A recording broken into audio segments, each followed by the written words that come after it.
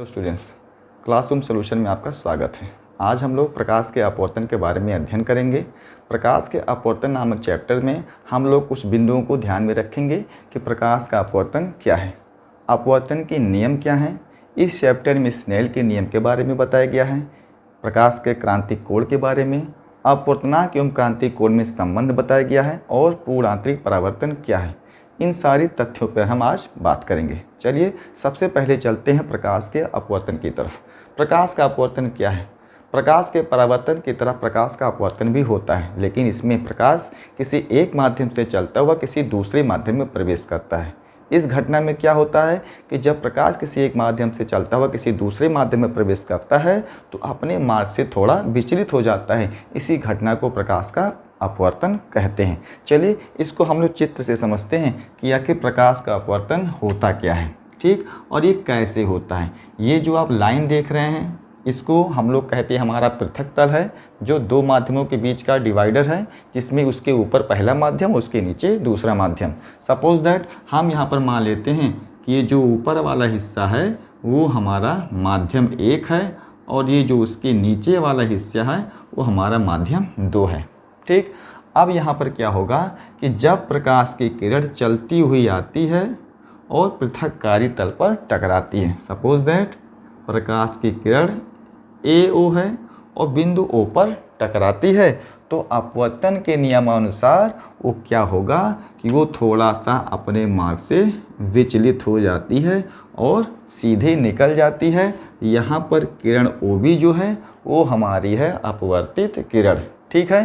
ध्यान देंगे कि प्रकाश एक किरण के रूप में, आपतित किरण के रूप में आता है, पृथककारी तल से टकराता है और फिर अपने मार्ग से थोड़ा सा विचलित हो जाता है और फिर आप ध्यान से देखेंगे कि वो उस माध्यम में प्रवेश करते समय अपने मार्ग से थोड़ा सा विचलित हो जाता है। इस घटना को ही प्रकाश का अपवर्तन कहते हैं, ठीक है। अब आप यहाँ पर ध्यान देंगे कि ये घटना में कौन कौन सी चीज़ें प्रमुख हैं। यहाँ पर ध्यान देते वक्त आपको सबसे पहले इसके दोनों पार्टों को समझना होगा कि आखिर ये जो किरण आपको दिखाई दे रही है वो कौन सी किरण है। तो छात्रों, जैसा कि आप जानते हैं कि ये किरण जो हमारे दिखाई दे रही है वो आपतित किरण है, ठीक है।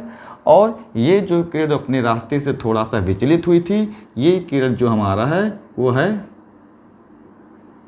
अपवर्तित किरण, ठीक है। तो अब आप देखेंगे कि जो आपतित किरण जिस बिंदु पे टकराई है वो कौन सा बिंदु है, वो आप लोग जानते हैं, वो हमारा कहलाता है आपतन बिंदु, ठीक है। ध्यान देंगे जो किरण सर्वप्रथम आकर पृथककारी तल से टकराती है वो हमारी होती है आपतित किरण। जो किरण अपने मार्ग से विचलित होती है वो किरण हमारी होती है अपवर्तित किरण और जिस बिंदु पर वो किरण टकराती है वो बिंदु हमारा होता है आपतन बिंदु। फिर क्या होता है, आपतन बिंदु से दोनों तलों के पर एक लंब रेखा की रचना कर देते हैं और वो लंब रेखा की रचना जिसको हम लोग पहले से ही जानते हैं वो हमारा होता है अभिलंब, ठीक है। तो इस प्रकार हम लोगों ने जान लिया कि आपतित किरण, आपतन बिंदु, अपवर्तित किरण और अभिलंब। लेकिन प्रमुख चीज़ इसमें क्या है कि आपतित किरण और अभिलंब के बीच एक कोण बनेगा जिसको हम लोग आपतन कोण के नाम से जानते हैं। यहाँ पर जो I है वो हमारा है आपतन कोण, ठीक है। मतलब एंगल AO और यहाँ पर कह देते हैं N, एंगल AON जो है वो हमारा आपतन कोण है और यहाँ पर एंगल BO और अगर N डैश मान लिया जाए तो यहाँ पर जो कोण बनेगा वो आपका है अपवर्तन कोण। यहाँ पर अपवर्तन कोण जिसको हम लोग एंगल BO और N डैश कह सकते हैं, ठीक है। तो इतनी सारी चीज़ें मुख्य हैं। सबसे पहले क्या होता है कि एक पृथककारी तल होता है जो दोनों माध्यमों को बांटता है, ठीक है। माध्यम 1 में क्या होगा कि जब कोई प्रकाश की किरण किसी एक माध्यम से चलते हुए अर्थात माध्यम 1 से चलते हुए किसी दूसरे माध्यम अर्थात माध्यम 2 में प्रवेश करती है तो अपने मार्ग से थोड़ा विचलित हो जाती है। इसी घटना को प्रकाश का अपवर्तन कहते हैं। और इसमें प्रमुख चीज़ें क्या हैं कि जो किरण माध्यम 1 से चलती हुई आती है, माध्यम दूसरे में प्रवेश करती है, वो किरण हमारी होती है आपतित किरण और जो किरण अपने मार्ग से विचलित होती है उसे हम लोग बोलते हैं अपवर्तित किरण, ठीक है। आपतित किरण पृथककारी तल के जिस बिंदु पे टकराती है वो हमारा यहाँ पर है आपतन बिंदु, चित्र में बिंदु ओ आपका आपतन बिंदु है। और आपतन बिंदु से दोनों तल के लंबवत एक रेखा खींची जाती है जिसको हम लोग अभिलंब के नाम से जानते हैं। ठीक, अब इसके प्रमुख कोण में क्या होता है कि एंगल AON अर्थात आपतित किरण अभिलंब के बीच के कोण को हम लोग आपतन कोण कहते हैं और अपवर्तित किरण और अभिलंब के बीच के कोण को हम लोग अपवर्तन कोण कहते हैं। यहाँ पर एंगल BON डैश। ठीक है, आपतन कोण को I से और अपवर्तन कोण को R से एंगल ऑफ रिफ्रैक्शन होता है और इसका जो पूरा का अंग्रेजी नाम होता है वो रिफ्रैक्शन ऑफ लाइट है। आप लोगों ने मेरे वीडियो के पहले कुछ भागों में रिफ्लेक्शन ऑफ लाइट पढ़ा था अर्थात प्रकाश का परावर्तन, और ये भाग रिफ्रैक्शन ऑफ लाइट है अर्थात प्रकाश का अपवर्तन। तो हम लोगों ने प्रकाश के अपवर्तन को समझ लिया कि जब प्रकाश की किरण किसी एक माध्यम से चलती हुई किसी दूसरे पारदर्शी माध्यम में प्रवेश करती है तो अपने मार्ग से विचलित हो जाती है। इसी घटना को प्रकाश का अपवर्तन कहते हैं। और यहाँ पर कौन से पार्ट को क्या कहा जाएगा ये आप लोगों ने जान लिया। ठीक, अब हम लोग चलते हैं कि आखिर अपवर्तन के नियम क्या होते हैं। तो जैसा परावर्तन का नियम था वैसे अपवर्तन का भी नियम होता है कि आपतित किरण आपतन बिंदु पर खींचा गया अभिलंब और अपवर्तित किरण तीनों एक ही तल में होते हैं। ये पहला नियम होता है। और जबकि दूसरा नियम क्या होता है, दूसरे नियम में आपको बड़ा गौर करके देखना पड़ेगा क्योंकि दूसरा नियम ही हमारा स्नेल का नियम होता है। और इस नियम में क्या होगा, सबसे पहले उस नियम की तरफ जाने से पहले हम लोग थोड़ा सा पुरानी बातों को दोहराएंगे कि जैसा कि हम लोगों ने प्रकाश के परावर्तन में पढ़ा था दूसरे नियम में कि परावर्तन कोण सदैव आपतन कोण के बराबर होता है। तो क्या अपवर्तन के नियम में ऐसा संभव होगा कि क्या आपतन कोण सदैव अपवर्तन कोण के बराबर होगा? तो छात्रों बिल्कुल नहीं होगा। अपवर्तन कोण आपतन कोण के बराबर नहीं होगा। तो होता क्या है, अपवर्तन कोण या तो अपवर्तन कोण के आपतन कोण अपवर्तन कोण से या तो छोटा होगा और या तो बड़ा होगा। ठीक है, चलिए अब हम लोग चलते हैं उसके दूसरे नियम की तरफ। तो दूसरे नियम में कहा गया है कि किसी एक ही रंग के प्रकाश की किरण के लिए किन्हीं दो माध्यमों में आपतन कोण की ज्या और अपवर्तन कोण की ज्या का अनुपात एक नियतांक होता है। अर्थात इनके कहने का मतलब होता है कि यहाँ पर आपतन कोण की ज्या अर्थात साइन आई, अपवर्तन कोण की ज्या अर्थात साइन आर, इनका मान जो होता है वो होता है एक नियतांक। ये अपवर्तन का दूसरा नियम होता है।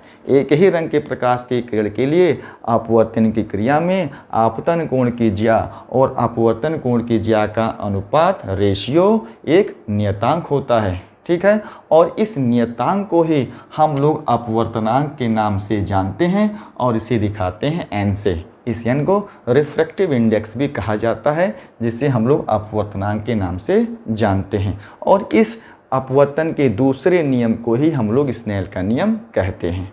ठीक है, अब स्नेल के नियम पे हम लोग थोड़ा सा आगे बढ़ते हैं कि क्या अपवर्तनांक में और किन्हीं दो माध्यमों में कोई ऐसा संबंध मिलता है कि हम किसी माध्यम के बारे में जान जाएं। ठीक है, तो आप पहले बात तो ये जानिए कि यहाँ पर अपवर्तनांक और एक माध्यम और दूसरे माध्यम को दिखाने का प्रदर्शित करने का तरीका क्या होता है। तो यहाँ पर आप ध्यान देंगे कि सबसे पहले आप लोग को ये मालूम होना चाहिए कि प्रकाश की किरण किस माध्यम से किस माध्यम में जा रही है। अगर आपसे परीक्षा में कहें कि जैसे यहाँ पर हम मान लेते हैं कि यदि पहले माध्यम के सापेक्ष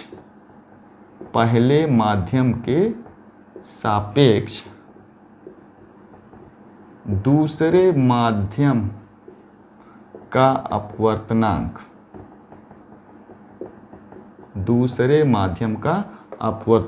ठीक है, दूसरे माध्यम का अपवर्तनांक। अब आप इसको कैसे दिखाएंगे, पहले माध्यम के सापेक्ष दूसरे माध्यम का अपवर्तनांक। तो सबसे पहले आप ये जानिएगा कि अपवर्तनांक का सिंबल क्या होता है, n होता है।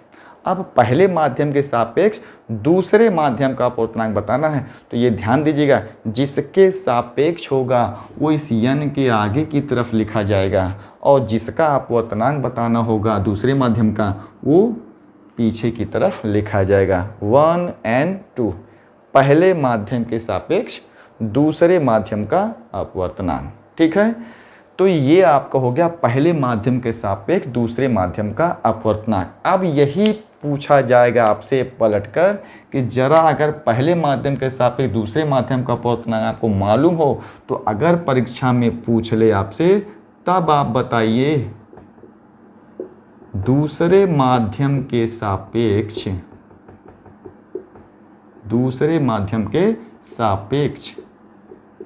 पहले माध्यम का अपवर्तनांक, दूसरे माध्यम के सापेक्ष पहले माध्यम का अपवर्तनांक, ये चीज़ आपको बतानी है। मतलब परीक्षा में जो अंक के प्रश्न आएंगे इससे रिलेटेड, यहाँ पर ये क्वेश्चन आपके लिए इम्पोर्टेंट है कि अगर परीक्षा में आपसे कहे कि किसी पहले माध्यम के सापेक्ष दूसरे माध्यम का अपवर्तनांक, जिसको हम 1 या 2 से शो करेंगे, अगर वो आपको मालूम हो तो दूसरे माध्यम के सापेक्ष पहले माध्यम का अपवर्तनांक क्या होगा।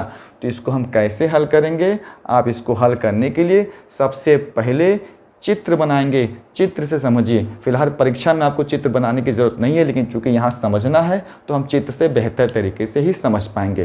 तो ये आप जान जाइए, पहले माध्यम के सापेक्ष दूसरे माध्यम का अपवर्तनांक अगर आपको बताया हो तो और आपसे पूछेगा कि दूसरे माध्यम के सापेक्ष पहले माध्यम का अपवर्तनांक क्या होगा। तो इसको हम कैसे करेंगे, अभी आप चित्र के माध्यम से बड़े आसानी से इस प्रश्न को हल कर लेंगे और इनके बीच का संबंध भी जान सकते हैं। चलिए आगे हम चित्र की तरफ बढ़ते हैं कि इस चित्र को हम कैसे समझेंगे। तो यहाँ पर हम सबसे पहले एक पृथककारी तल बनाते हैं।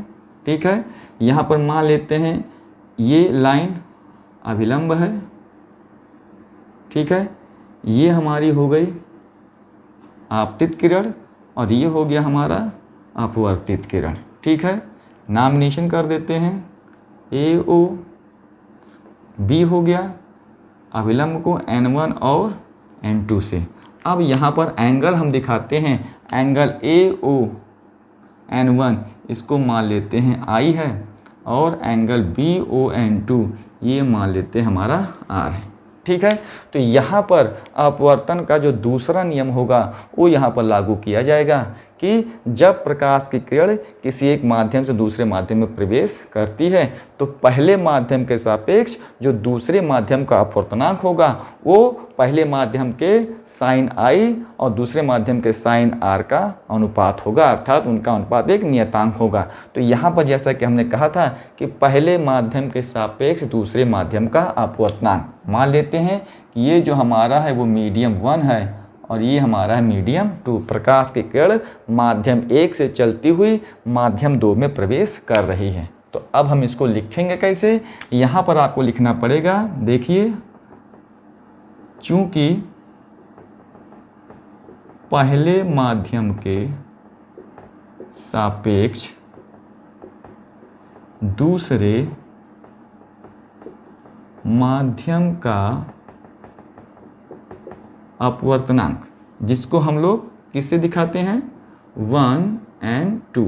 ठीक है, ये हमारा 1 and 2 है और ये बराबर है sine I upon sine R। ठीक है, ध्यान दीजिएगा, पहले माध्यम के सापेक्ष जो दूसरे माध्यम का अपवर्तनांक जिसको हम 1 and 2 कहेंगे वो बराबर होगा साइन I बटे साइन R के। ठीक है, तो इसमें क्या हो गया, इसमें होता है कि प्रकाश की किरण माध्यम 1 से चलती हुई माध्यम 2 में प्रवेश कर रही है। इसका मतलब पहले के सापेक्ष दूसरे का अपवर्तनांक।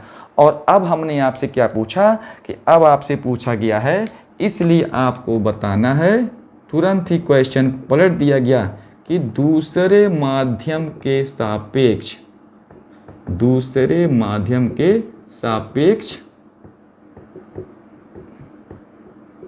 पहले माध्यम का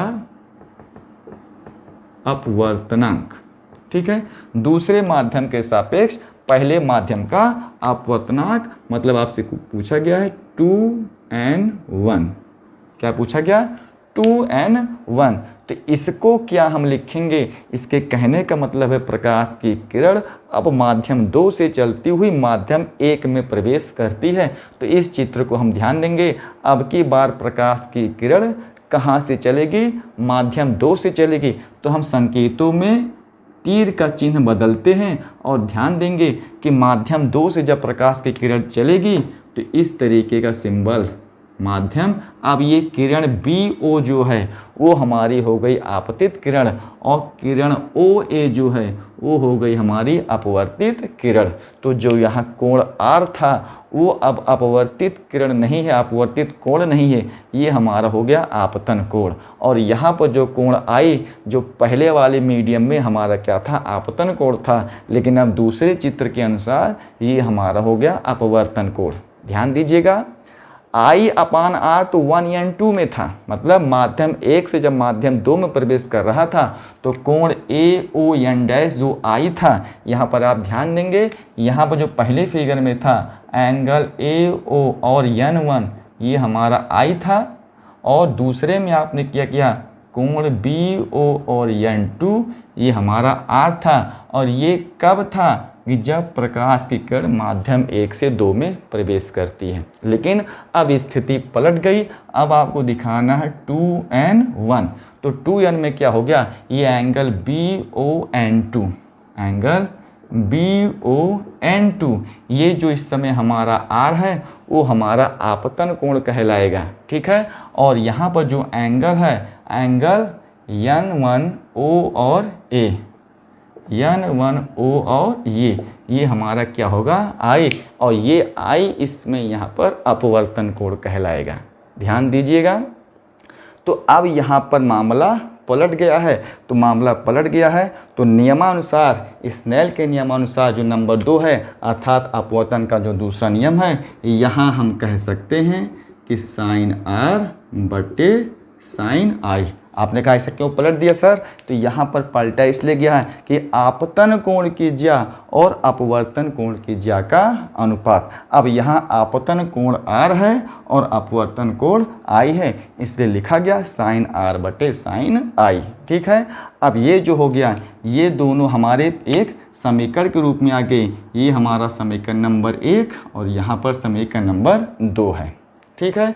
अब हम जरा समीकरण 1 और 2 का मल्टीप्लाई कर लेते हैं। ध्यान दीजिएगा, 1n2 इंटू 2n1, समीकरण 1 में समीकरण 2 का गुणा करने पर यहाँ पर होगा sine I upon sine R multiply sine R और बटे साइन I। तो ध्यान देंगे आप, जब दोनों पक्षों का हम मल्टीप्लाई करेंगे, साइन I कैंसिल हो गया, साइन R और साइन R कैंसिल हो गया, और रिजल्ट मिल गया हमको 1।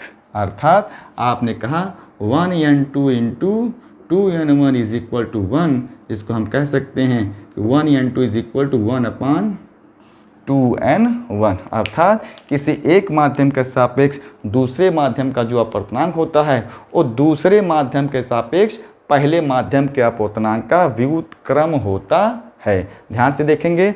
अब हम लोग जरा इसको एक बार फिर से देख लेते हैं कि आखिर ये है क्या। आप यहाँ पर एक बार फिर से समझ लीजिए। यहाँ पर हम लोग समझेंगे कि इस चीज़ में कौन कौन सी चीज़ें हो गई हैं। सबसे पहले आप लोगों से कहा गया था कि पहले माध्यम के सापेक्ष दूसरे माध्यम का अपवर्तन, जिसे हम 1n2 कहते हैं, sine I upon sine R होता है, जिसको हम लोग मीडियम 1 से मीडियम 2 में प्रकाश प्रवेश कर रहा है। मतलब यहाँ पर ध्यान देंगे, ये जो I यहाँ पर है, इस समय I हमारा आपतन कोण है और ये जो R हमारा है वो हमारा अपवर्तन कोण है। लेकिन अब इसके उलट होगा, दूसरे माध्यम के सापेक्ष पहले माध्यम का अपवर्तनांक, मतलब प्रकाश की किरण अब दूसरे माध्यम से चलती हुई पहले माध्यम में प्रवेश करेगी। तो ये जो यहाँ पर R है, अब R यहाँ पर होगा आपतन कोण, जबकि I जो होगा वो हमारा होगा अपवर्तन कोण। तो हम कह सकते हैं कि साइन I बटे साइन R समीकरण 1 के लिए, तो साइन R बटे साइन I आपतन कोण की ज्या और अपवर्तन कोण की ज्या का अनुपात एक नियतांक होता है, अर्थात अपवर्तनांक के बराबर होता है। तो दो समीकरण हमारे पास हो गए। अब इन दोनों समीकरणों का हम मल्टीप्लाई करेंगे, मतलब 1n2 into 2n1, 1n2 into 2n1। तो यहाँ पर दोनों पक्षों का मल्टीप्लाई करेंगे, यहाँ पर हो गया साइन I बटे sine R multiply sine R और बटे साइन I। यहाँ से साइन R ने साइन R को कैंसिल किया, I ने I को कैंसिल किया, तो ये हो गया आपका 1n2 into 2n1 is equal to 1। ठीक है, अब गणितीय नियम के अनुसार अब हम जरा इसके पक्ष को बदल देते हैं, दूसरी तरफ भेज देते हैं, तो आपको मिलेगा 1n2 is equal to 1 upon 2n1, या दूसरे शब्दों में हम कह सकते हैं कि 2n1 is equal to 1 upon 1n2। ध्यान से देखिए, यही चीज़ आपसे प्रश्न में पूछा गया था कि अगर किसी एक माध्यम के सापेक्ष किसी दूसरे माध्यम का अपवर्तन अगर आपको ज्ञात हो तो दूसरे माध्यम के सापेक्ष पहले माध्यम का अपवर्तनांक क्या होगा, तो ठीक उसी अपवर्तनांक के व्युत्क्रम के बराबर होगा। ये रिलेशन आपके सामने दिया गया है। अब इसमें क्या होता है कि अगर मान लेते हैं आपसे कहा जाए कि इस प्रश्न को हम कैसे सॉल्व करेंगे परीक्षा में, अगर आपसे कह दिया जाए कि ANG is equal to 5, A for air, G for glass, अगर ANG इसका अपवर्तनांक आपको दिया जाए 5 है तो आप परीक्षा के हिसाब से क्वेश्चन होगा GNA बताइए। इसका मतलब ANG अगर 5 दिया गया है और आपको पहले माध्यम के सापेक्ष दूसरे का अपवर्तनांक दिया गया है तो दूसरे माध्यम के सापेक्ष पहले का अपवर्तनांक क्या होगा, तो तुरंत आप क्या लिखेंगे, पहले वाले का व्युत्क्रम, अर्थात 1 अपान ANG।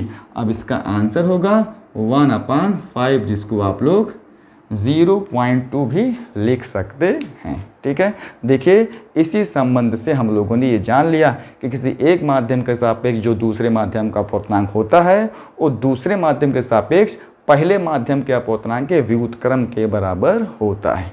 ये किस नियम से, अपवर्तनांक के दूसरे नियम अर्थात स्नेल के नियम की सहायता से हम लोगों ने जान लिया।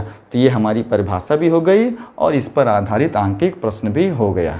ठीक है, अब हम लोग अपने इस टॉपिक पे बढ़ते हुए चलते हैं कि आखिर इस अपवर्तन कोण और इस आपतन कोण में और कौन सा संबंध हो सकता है। चलिए आगे की तरफ बढ़ते हैं और एक चित्र में आपको दिखाते हैं कि ये संबंध आगे किस तरीके से एक नए रूप को प्राप्त करता है। तो इसके लिए आप चित्र को ध्यान से देखिएगा। सबसे पहले यहाँ पर हम बारी बारी से दो तरीके के चित्र को बनाते हैं। यहाँ आप देखेंगे ये आपका पृथककारी तल है, अभिलंब तैयार किया गया है। दूसरा चित्र आपको बना दिया जाता है, पृथककारी तल है और अभिलंब बना दिया जाता है। ठीक है, अब आप ध्यान देंगे कि इसमें एक आपतित किरण आएगी।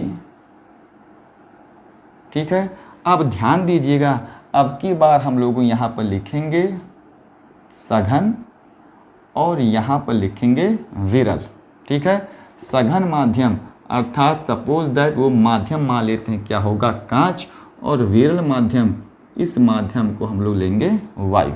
ठीक है, दोनों चित्र में वही माध्यम हम देखेंगे। यहाँ होगा हमारा सघन जिसको हम लोग कहते हैं कांच है, और यहाँ पर हम लोग कहेंगे हमारा जो विरल माध्यम है इसको हम लोग कहेंगे हमारा वायु है। ठीक है, तो आगे बढ़ने से पहले हम थोड़ा सा स्पष्ट कर देते हैं कि आखिर सघन और विरल क्या है। सघन क्या होता है, विरल क्या होता है। देखिए अपवर्तनांक जो होता है वो प्रकाश की चाल पर ही निर्भर करता है और सघन और विरल प्रकाश की चाल से ही रिलेटेड है। अर्थात एक ऐसा माध्यम जिसमें प्रकाश की चाल अधिक हो वो विरल माध्यम होता है, और वह माध्यम जिसमें प्रकाश की चाल कम होती है वह सघन माध्यम होता है। तो अगर यहाँ पर देखेंगे तो सघन माध्यम कांच है, मतलब प्रकाश की चाल कांच में वायु की अपेक्षा कम होगी और वायु में कांच की अपेक्षा ज़्यादा होगी।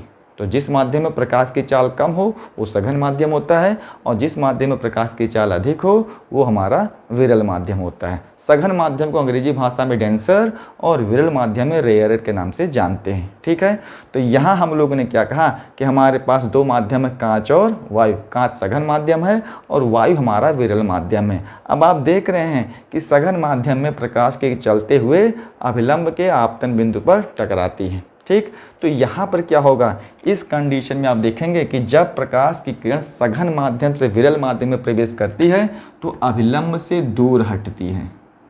अभिलंब से क्या होगी, दूर हटेगी। तो यहाँ पर जो कोण बना हुआ है वो I और ये कोण बना हुआ है R। ठीक है, अब यहाँ पर हम ध्यान देंगे कि अगर हम I का मान और बढ़ा दें, मतलब आपतन कोण आई का मान क्या कर दें, और बढ़ा दें, तो ये तो और विरल माध्यम में जो आपका अपवर्तित किरण होगा वो और दूर भागेगा। तो ये जो होगा वो आपका इस पृथककारी तल को स्पर्श करते हुए बाहर की तरफ निकलेगा। ये होगा आपका R। लेकिन इस कंडीशन में आप देख रहे हैं कि इस तरीके से R का मान जो होगा वो कितने अंश के बराबर हो जाएगा, 90 अंश के बराबर। इस R का मान कितने अंश के बराबर हो जाएगा छात्रों, 90 अंश के बराबर हो जाएगा। तो आप क्या देखेंगे, तब हम इस I को I के नाम से नहीं जानेंगे, इस I को अब हम नाम चेंज करके देखेंगे। ये I जो होगा वो हमारा होगा क्रांतिक कोण, अर्थात जो आपतन कोण होगा वो अब बदल जाएगा किस नाम में, क्रांतिक कोण के नाम में। तो अब परिभाषा के पहले आप इस चित्र को फिर से देख लीजिए कि I का मान, अर्थात जब प्रकाश की किरण सघन माध्यम से विरल माध्यम में प्रवेश करती है तो नियमानुसार वो अभिलंब से दूर हटती है, ठीक है। लेकिन जब हमने आपतन कोण को और बढ़ा दिया तो देखते हैं विरल माध्यम में बना हुआ अपवर्तन कोण वो पृथककारी तल को स्पर्श करते हुए अर्थात 90 अंश के कोण पे निकल कर जाती है। तो इसका अनुमान क्या हुआ, इसमें परिभाषा क्या हुई कि सघन माध्यम में बना हुआ वह विशेष आपतन कोण, देखिए I और I, सघन माध्यम में बना हुआ वह विशेष आपतन कोण जिसके लिए विरल माध्यम में बने हुए अपवर्तन कोण का मान हो जाए 90 अंश के बराबर, उस अपवर्तन कोण को हम लोग क्रांतिक कोण के नाम से जानते हैं और क्रांतिक कोण को दिखाया जाता है C से, ठीक है। ये क्रांतिक कोण जो होगा वो किसके नाम से जाना जाएगा, C से। मतलब यहाँ पर जो आप देख रहे हैं वहाँ पर I = C के बराबर। ये कब होगा, यदि R का मान कितने अंश के बराबर हो जाए, 90 अंश के बराबर, ठीक है। तो ये दूसरे टॉपिक को हमने भी क्लियर कर लिया कि सघन माध्यम में बना हुआ वह विशेष आपतन कोण जिसके लिए विरल माध्यम में बने हुए अपवर्तन कोण का मान ठीक 90 अंश के बराबर हो जाए तो उस विशेष आपतन कोण को हम लोग क्रांतिक कोण के नाम से जानते हैं, ठीक। अब इसको ज़रा सा हम ध्यान में देखेंगे कि यहाँ पर अगर सघन माध्यम आपका कांच है और वायु है तो इसको ज़रा क्वेश्चन में देखेंगे क्योंकि ये भी आपके यहाँ के एक प्रश्न में आएगा। तो इसी समय हम लोग इस प्रश्न को भी हल करना सीख लेते हैं। जैसे यहाँ पर सघन माध्यम मतलब कांच के सापेक्ष वायु का अपवर्तनांक, तो यहाँ पर देखेंगे GNA, कांच के सापेक्ष वायु का अपवर्तनांक। तो आपको मालूम होगा ये होगा sin I upon sin R, कांच के सापेक्ष वायु का अपवर्तनांक। और दूसरे फिगर में हम देखेंगे कि यहाँ पर क्या होगा, यहाँ भी वही चीज़ है लेकिन यहाँ पर GNA दिया गया है। तो यहाँ पर पुनः देखेंगे कि अगर I का मान बदल जाए किसमें, C में, ठीक है।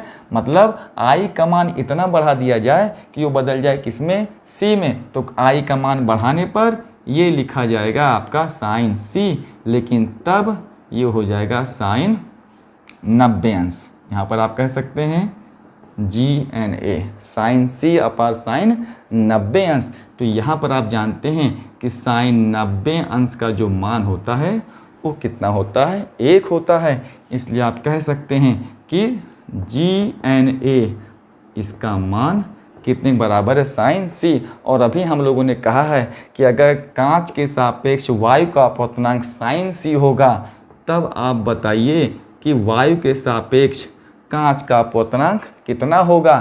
तो ये तुरंत इसका व्युत्क्रम कर देंगे। तो यह आप जानते हैं कि GNA को हम लोग क्या लिख सकते हैं, 1/ANG, और ये बराबर होगा किसके, sin C के। अब या इसके उलट भी हम लोग कह सकते हैं या ANG, तो ये बराबर होगा 1/sin C, ठीक है। तो इस तरीके से आप देख रहे हैं कि आप क्रांतिक कोण और उसके अपवर्तनांक में संबंध को कैसे व्यक्त करेंगे। सबसे पहले देख लीजिएगा कि अगर प्रकाश की किरण जो है वो सघन माध्यम से विरल माध्यम में प्रवेश करती है अर्थात कांच के सापेक्ष वायु का अपवर्तनांक, तो आप कह सकते हैं sin I/sin R।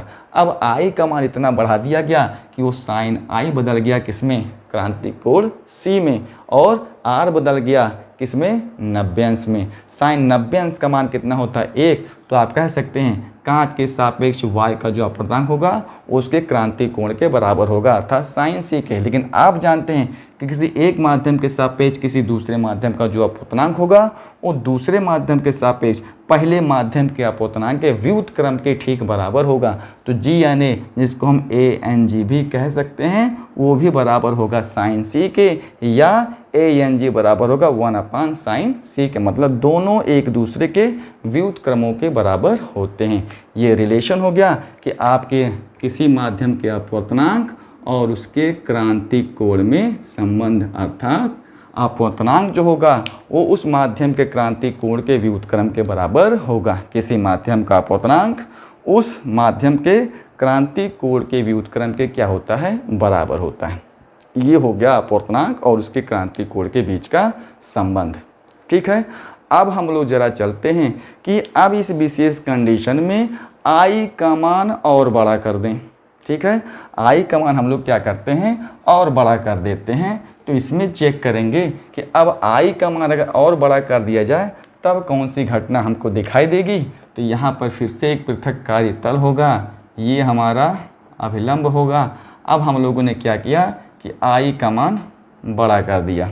ठीक है, तो आप सोचिए आई का मान जब हम और अधिक बड़ा करेंगे तो आर का मान तो और बड़ा हो जाएगा। मतलब आई का मान जैसे जैसे हम बढ़ाते जाएंगे आर का मान ठीक वैसे ही बड़ा होता चला जाएगा। तो आप तुरंत ध्यान से देखेंगे कि ये जो आपका किरण है वो अपवर्तित ही नहीं होगा बल्कि वो पूर्ण रूप से परावर्तित हो जाएगा। अब ये कोण जो होगा ये ठीक उसी के बराबर हो जाएगा। ठीक है, तो आप देख रहे हैं आई था आर था, आई का मान बढ़ाने पर आर हो गया 90 अंश, आई का मान और अधिक बढ़ा दिए तो ये अपवर्तन कोण जो था वो और बड़ा हो गया। तो अपवर्तन की क्रिया संभव ही नहीं हुई, वो अभिलंब से टकराने के पश्चात पुनः उसी माध्यम में पूर्ण रूप से वापस लौट गई। तो आखिर ये घटना क्या है, यही घटना पूर्ण आंतरिक परावर्तन है। ठीक है, मतलब वह विशेष स्थिति जिसमें आपतन कोण का मान अधिक करने पर प्रकाश की किरण अपवर्तित नहीं होती है बल्कि